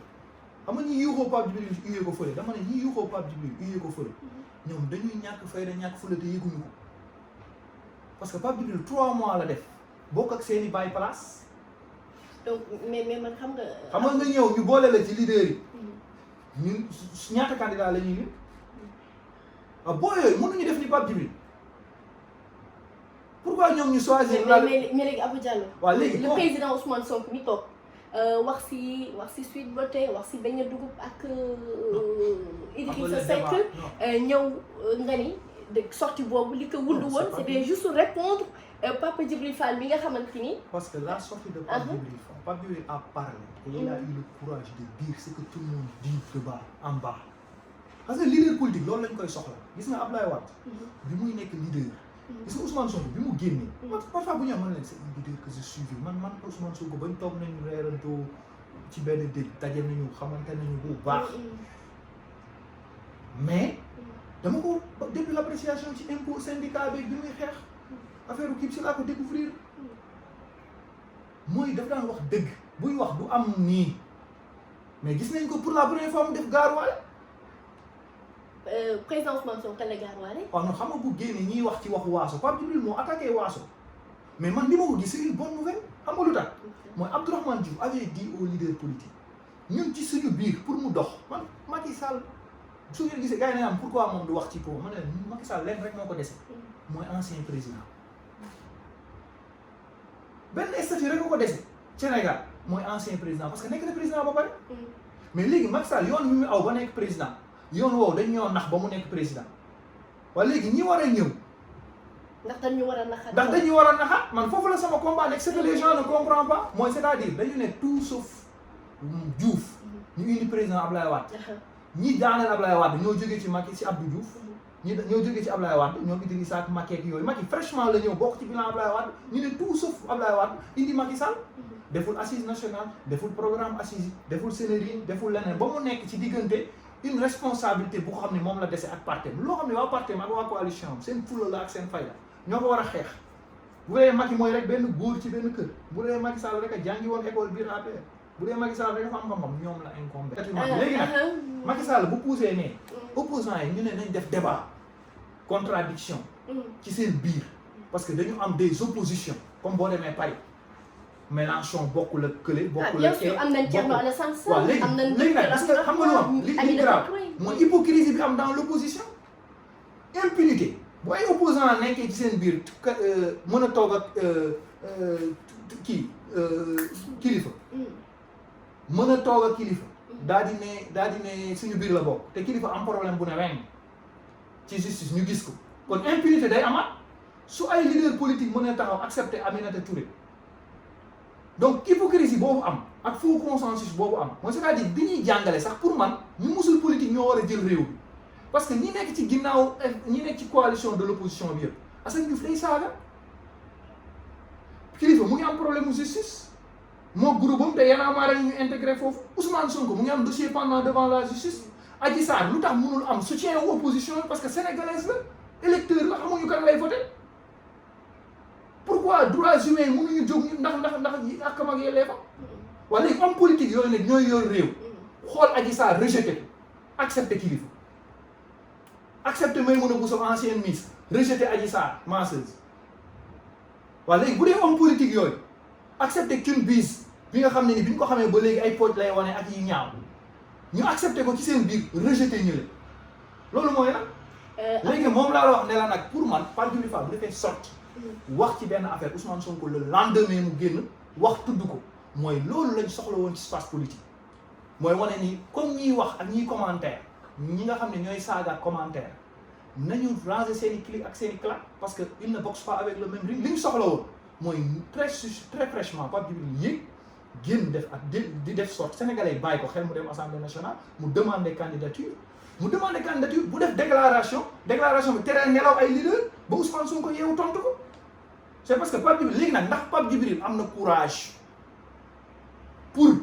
dem ba li mu gëm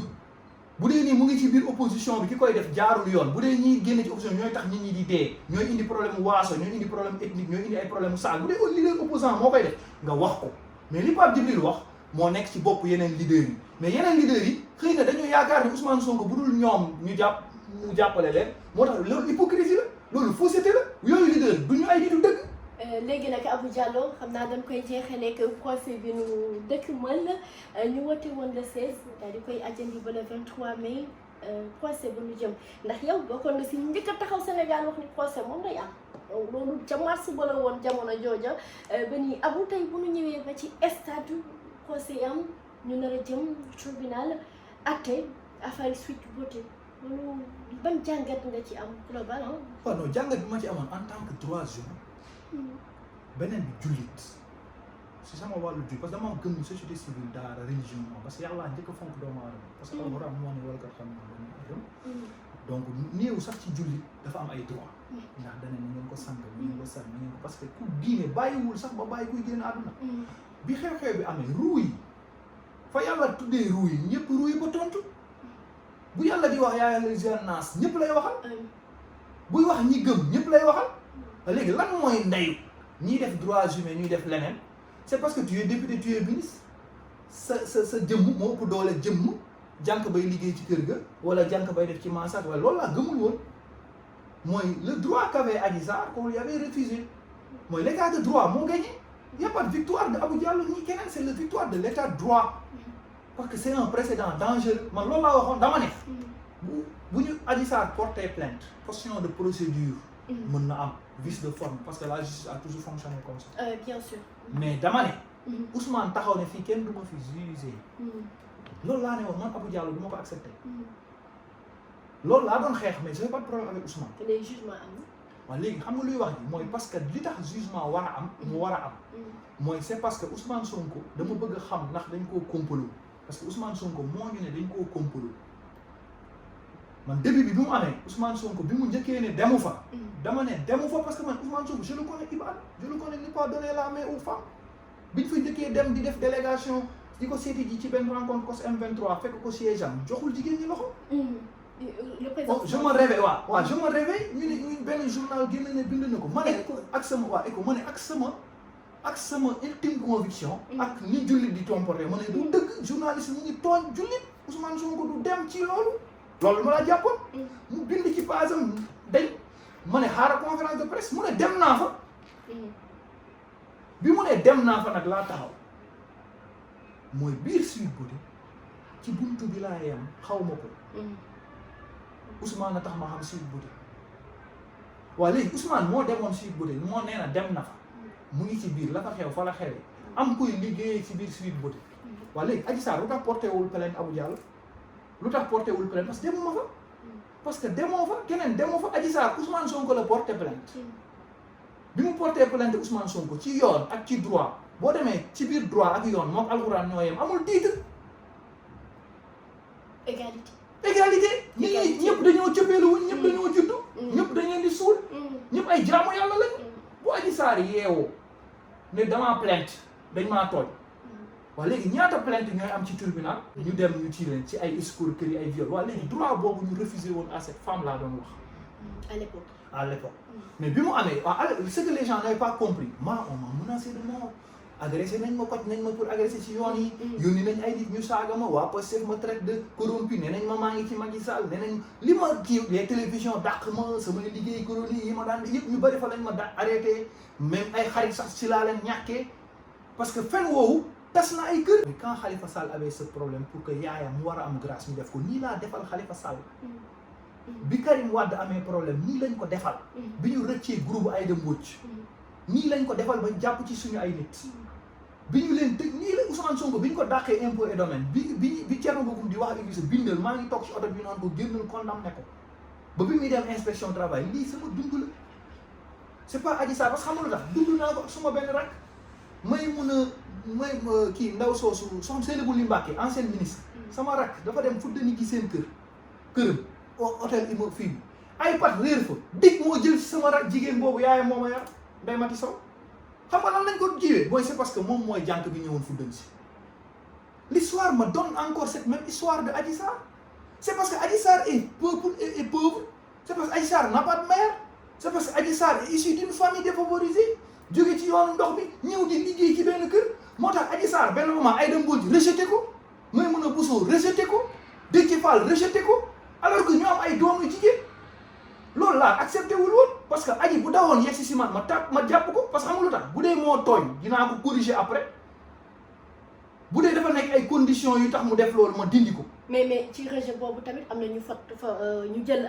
comment il s'appelle encore Adji Sarr. non xam nga Adji Sarr kenn jël parce que mel ni Gabriel Kane. l'affaire waaw xam nga ku mel ni Gabriel Kane. bi mu koy jël li Gabriel sentir da ne xale bi taw ñëw seet si ma. di ñaan wàllu. su ma ko rejeté woon. am na ko dal ci yoon bi Maître El Hadji Diouf aussi. waaw xam nga Maître El Hadji Diouf nii la mës a mel moo doon avocat Barthélémy Dias avocat COS M23 Mamadou Lamine bi ñu jàppee parrainage moo doon avocat wu ñëpp Maître El Hadji Diouf nii la mës a mel ci combattant de l'injustice mais Maître El Hadji Diouf bi ñuy xeex parrainage bi ñuy xeex troisième mandat bi ñuy xeex loi parrainage kii ticket présidentiel Maître El Hadji Diouf moo nekkoon héros bi donc nii la mës a mel naturellement mais c'est que bi affaire bi amee benn nit rek moo daal dem ci plateau yi kenn rek a ñeme woon génn taxaw wax kenn parce que ay menaces ay ku juddoo ginnaaw raay màggee syndicat jaar feneen ak jar te man damaa gëmul góor yaay may ma ñeex saaga réseaux sociaux loolu yëfu góor yaay may ma ñeex la ak yëfu albafta mooy koo xamul di ko saaga anonymat koo xamul di ko xas te man damaa gëm ñi bokkoon Pastef ak ñi bokkoon Ousmane Sonko l'intérêt de l'avenir de leur projet c'est ce procès le procès vaut mieux que le projet parce que c'est à partir de ce procès que le projet va survivre ou pas parce que xam nga lu tax mooy Ousmane Sonko dafa nañu état du Sénégal moo ko comploté contre Adji Sarr ça sort de la bouche de qui pourquoi je donne présomption à Ousmane mën moo ko accuser parce que élément de preuve yi mu am ak yi mu dajale ak yi mu yore moom moo ko xam ak ses moyens d'intervention ak d'investigation il a un pool d'avocats de 50 personnes plus de 30 personnes moom Ousmane boobu nañu dañ koo comploté mu nekk leader diggante boobu ak yooyu xëy na am na lu mu am man aw ma ko Adji Sarr ne ma dañ koo tooñ dañ ko def viol à répétition nangam patati patata waa léegi réew mii di Sénégal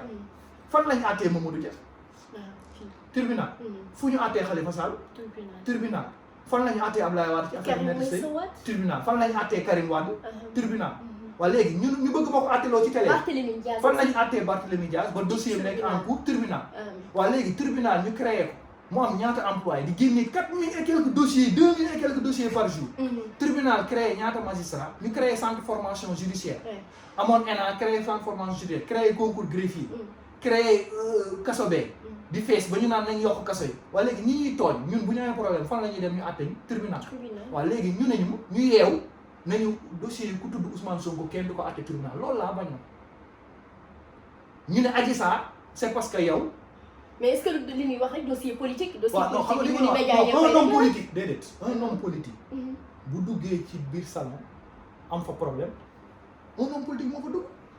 lu ñuy suñu yoon ñaata religieux daara ja duñ fa jëmee ay pédophile lan la ñuy wax un religieux waaw c'est parce que l'homme politique l'opinion waaw léegi li ma la bëggoon wax dama ne la bi ñu waxee ma ne leen man li ma gëm mooy Ousmane Sonko bu sortiree ci sa procès indemne mu wóor ma ni dañ ko def complot mon combat avec le pouvoir Macky Sall est en face fa lay tàmbale parce que Khalifa Sall bi mu demee ba ñu jugé ko ba mu jeex grâce am ci laa jub ne kenn warul ko fa téye mais musuma wax ci dossier bi parce que fausse facture dafa am ay fait xëy na am na légèreté mais ki ko utiliser politiquement loolu c'est la refondation mooy ñan ñoo dul politique ñëw changer texte yi. les faits. ñëw changer texte yi ba nga xam ni procureur du dem ci parquet fonds politique du am homme politique du am. loolu débat la pour refondation. Comment on doit sénégaliser ni Abdourahmane Diouf di wax réformer notre administration et notre justice loolu laa gisagul leader bu koy def mais faj mer ak faj ngemb ak mer ngemb Mimi Touré bërki démb bu mënee ñëw dugg fële tey. moom laa la wax waaw léegi moom laa la wax ne la léegi nag Mimi Touré bu ñëwee défendre loolu léegi moom laa ne woon man dossier bi dama wax ni Adji Sarr def ak def wóoruma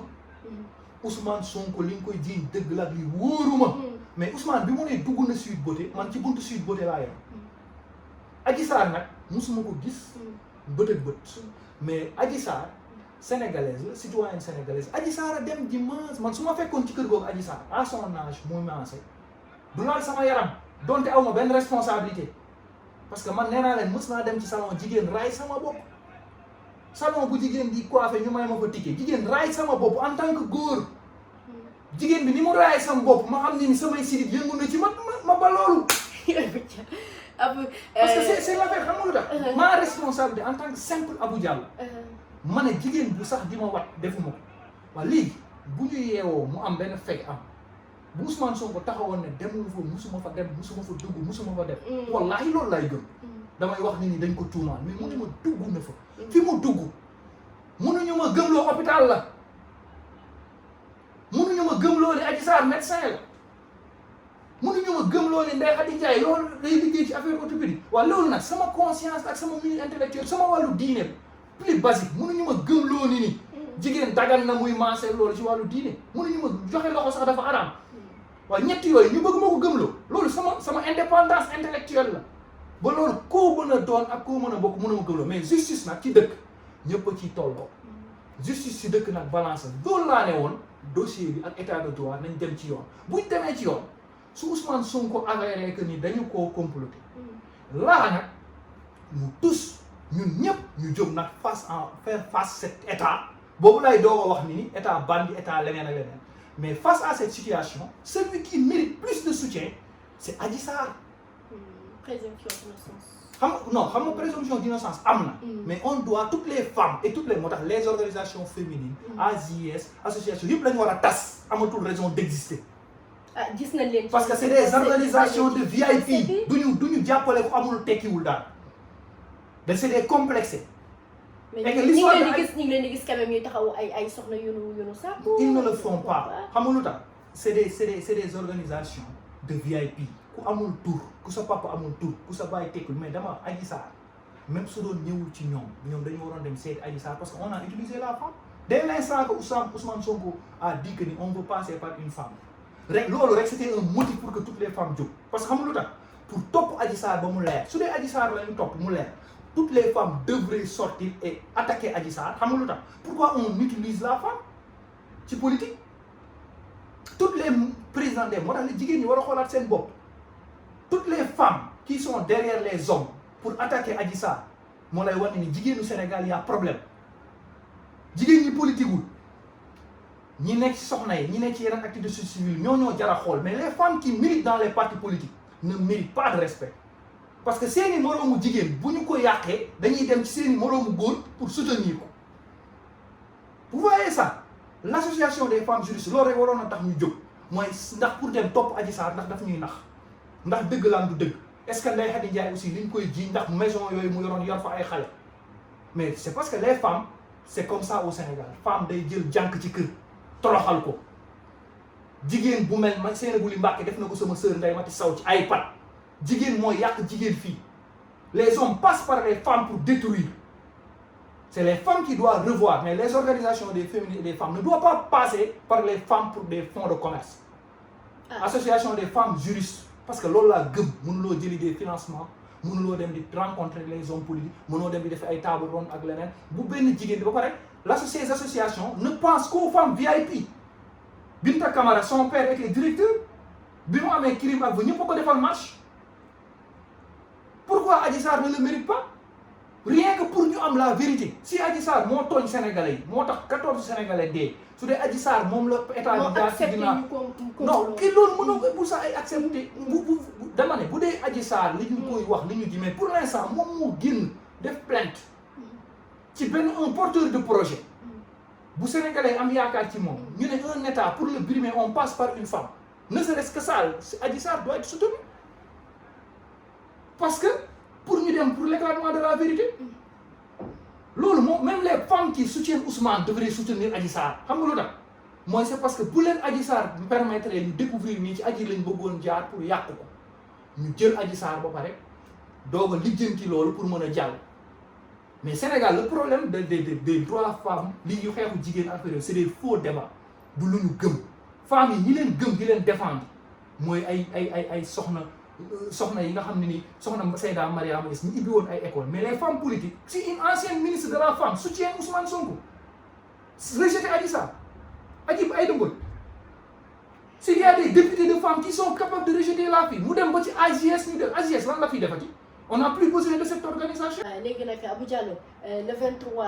mai soreetul jot na ba pare xam naa man ak yow moom faa ñu joxante rendez-vous après le 23. non dootuma waxaat ci dossier bi. dossier lu dul xam nga lu tax lu tax parce que léegi li des. pour la wax naa la ko sànq. ne la li xew yépp ci l'histoire politique. fu ñu ko réglé. tribunal. problème bu amootoon kër Ousmane Sonko sax fu ñu koy réglé tribunal. problème bu amoon si kër gi fii yéen fu ñu koy réglé tribunal sëy yi fu ñu leen di tasee du tribunal. waaw léegi wax ji tribunal la. nañ ko bàyyeeg waa léegi waa tribunal nag seen liggéey moo jot. l'état de droit et la république sur ce procès. mais Sonko kii di na am garantie am muy wax aussi justice boo xamante ni dafay. fiable Sonko moo ëpp sécurité ci Sénégal parce que par contre boo attaqué Sonko nga dul am sécurité Sonko ëpp sécurité ci Sénégal. mais quand même buy wax loolu peut-être justice bee tax muy gën a. xam nga dama wax ni le peuple sénégalais. le peuple du sénégalais. du seetaan fukk fu ñuy gaañee nit wala ñu koy toroxal ci justice xam nga lu tax. Ousmane Sonko est un inspecteur des impôts qui est sorti de l'ENA. Les juges sont sortis de l'école de formation judiciaire. Pourquoi ils les attaquent? Ils ont sorti dans la même école.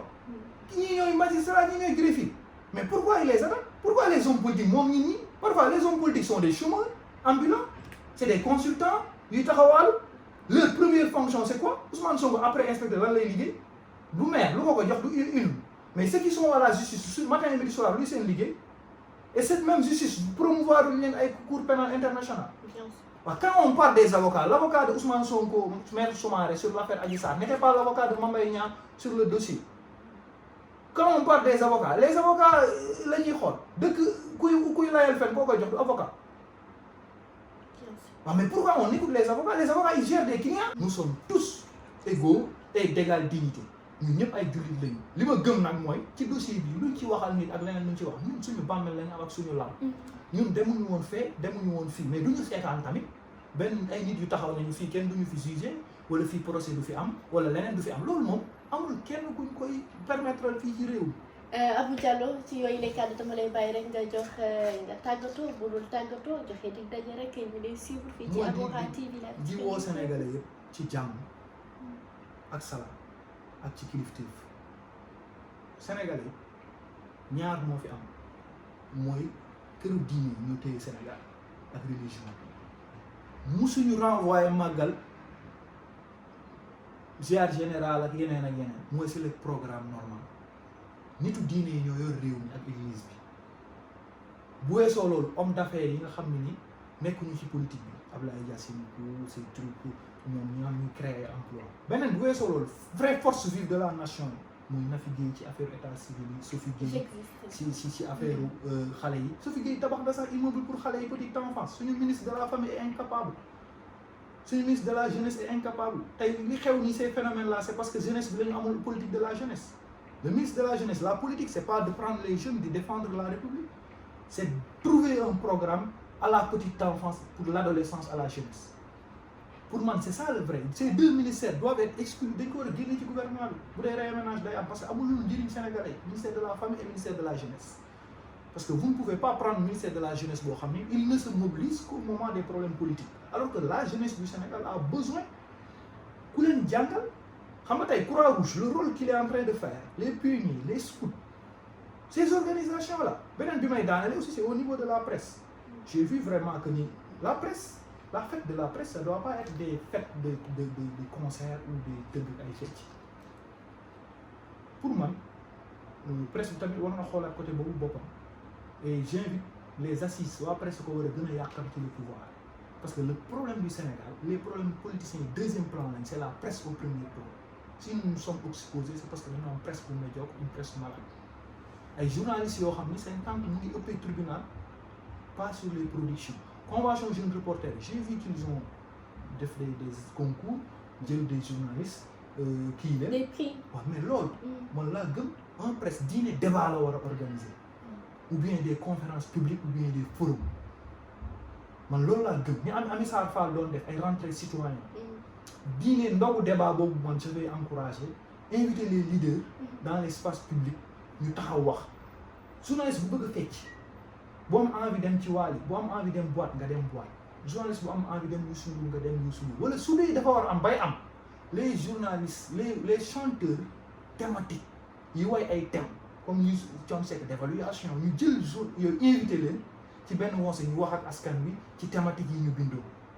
mais si on ne trouve pas les moyens ci journaliste utee moyens ci ay concert ak ci ay dîner de gala ak ay débat te boo ci gisee journaliste yi ki dàq a fecc ki dàq a wane c'est pas ça le journalisme et que journaliste à vie moo am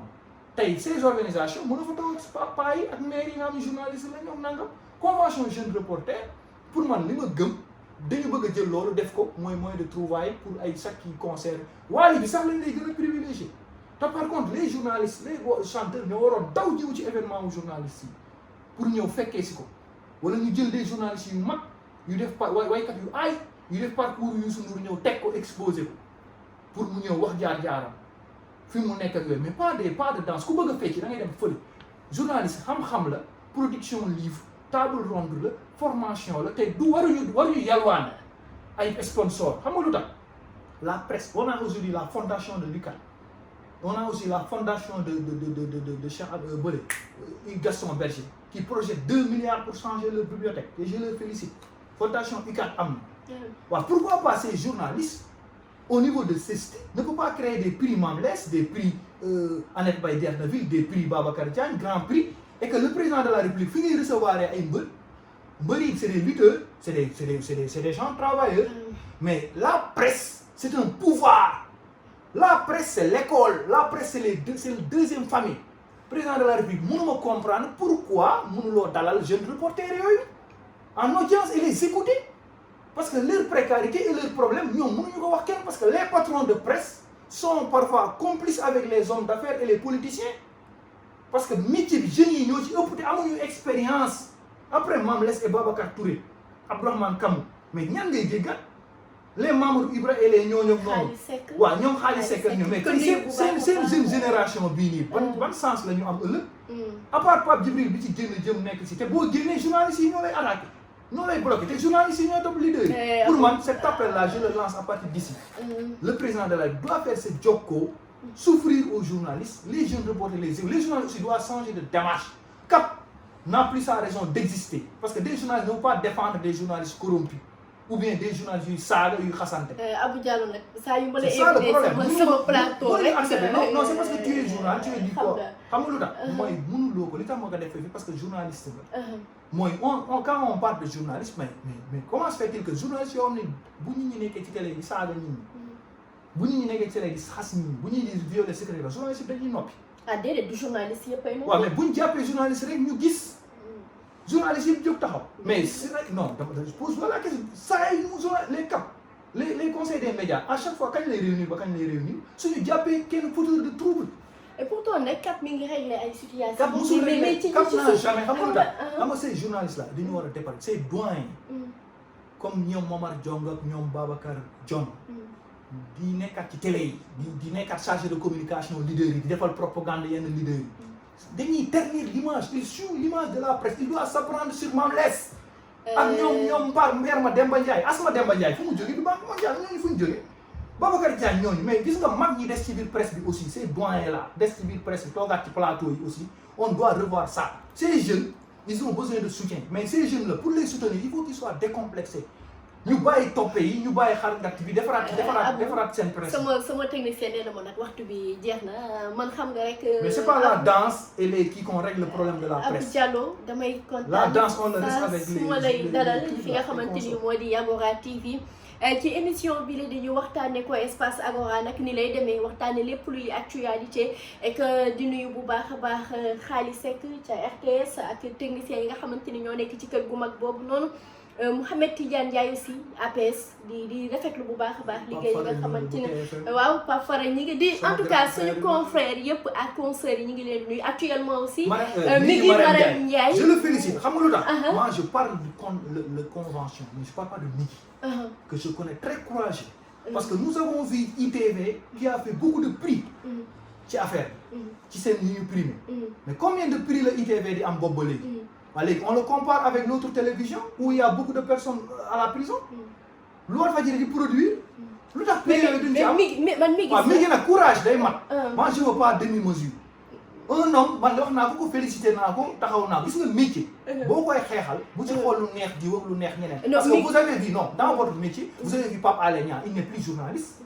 Pape Alé n'est plus journaliste. Pape Alé Niang n'est plus journaliste. Yore Dakar Time bi di invité. Non, Dakar Time n'est plus un site d'information. Lan la kon. Agence de communication la. Vous l'avez vu tous. Migui Walfadjri n'est plus télévision. Migui Marème Ndiaye Migui Marème yooyu soo amee ñuy ternir l'image de cette presse la ñuy dindi. man Migui Marème. mais courage boobu nag xam nga lu tax presse bi moo am ñoom dañuy wax ci kaw di wax ci suuf. xam nga Migui Ibrahima Lissa Faye ne joue plus son rôle. Migui Marème Ndiaye man ba ma koy xam mën naa ni xale la parce que daf ma doon gunge en tant que moniteur colonie de vacances bi dem bu may teete ba nii donc dama ko xamee woon rek ba may xale man noonu laa ko xamee nii mu bëgg métier bi man bokk na si ñi gënoon tax sax ñu sumboon ci li nga xamante ni moo di journalisme en quelque sorte di rafetlu taxawaayam di remercier waale en ñu am courage wax ak Bouba Ndour directeur programme artiste du nekk ci télé toroxal ay journalistes comme ay Aïssatou Diop Fall journaliste day dëggu magistrat yi kenn du leen laal policiers yi kenn du leen laal di remercier bu baax a baax suñu technicien bi nga xamante ni moo nekkoon ci technique bi di soxna Awa bàyyi ma ak Diallo suñu waxtu ba ñu tërale woon dafa jeex yow faa ñu joxante rendez-vous rek beneen yoon fii ci Agora TV Sénégal jox leen dig daje très prochainement d'ici là prenez bien soin de vous la vie est une pièce de théâtre et chacun joue son rôle Agora TV la vitrine du peuple.